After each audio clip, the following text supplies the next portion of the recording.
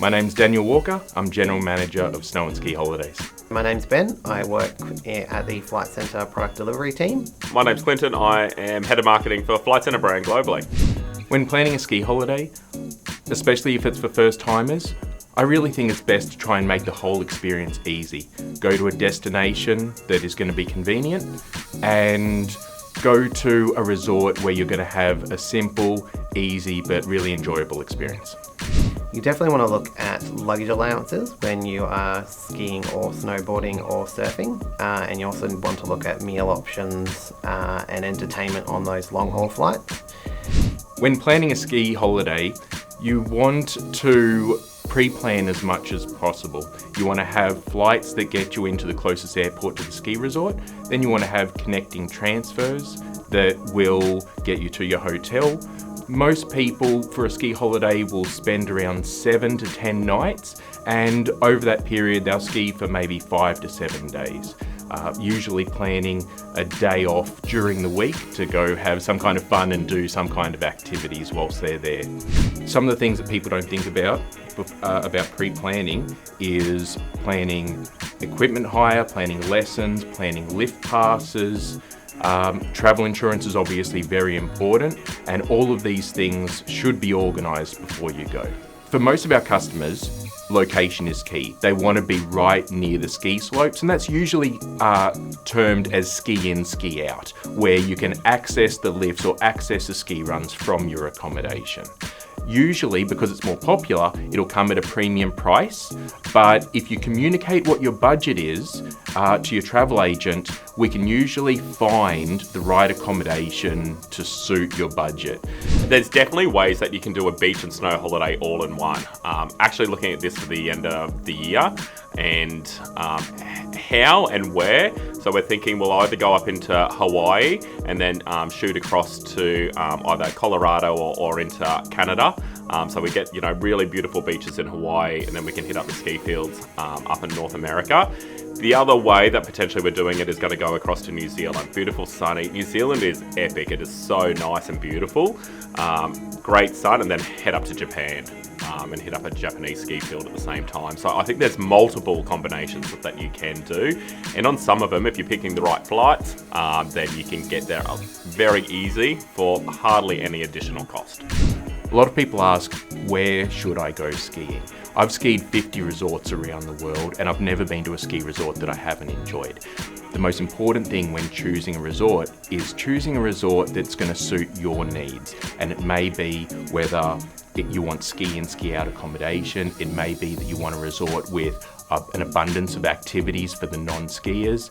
It may be that you're a first timer and you want somewhere with really great lessons but also that great beginner terrain. Or it may be that you want the nightlife and the shopping and all those other experiences. Or it may be that you want to see the wildlife, the culture and the picturesque scenery.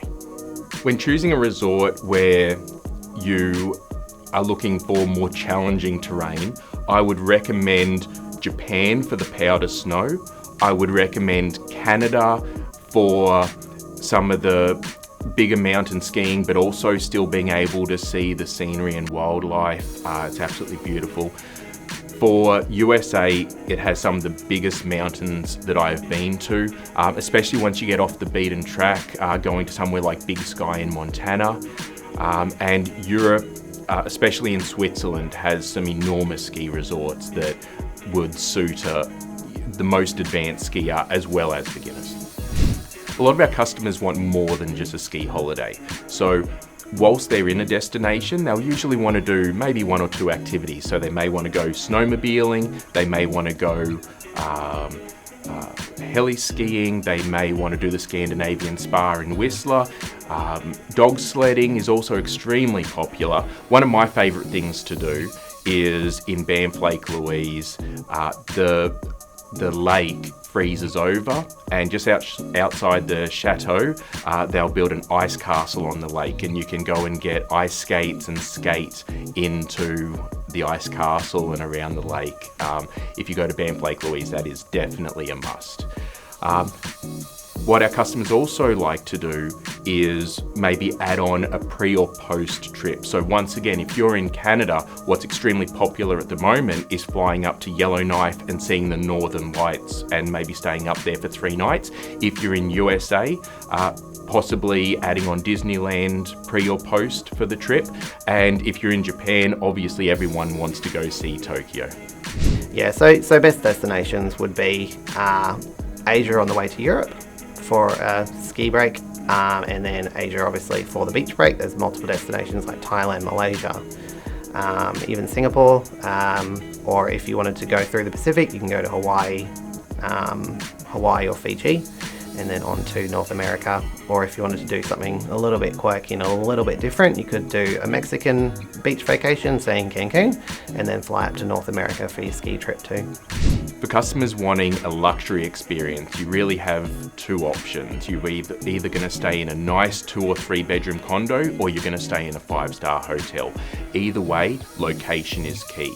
You want to be right where the lifts are. You want to be in the center of it all. A lot of the 2 and 3 bedroom condos may come with a hot tub, or it may come with a sauna. There's really something to suit any budget. We have, options from $1,000 to $100,000 for a week, and really it just is communicating your budget to your travel agent.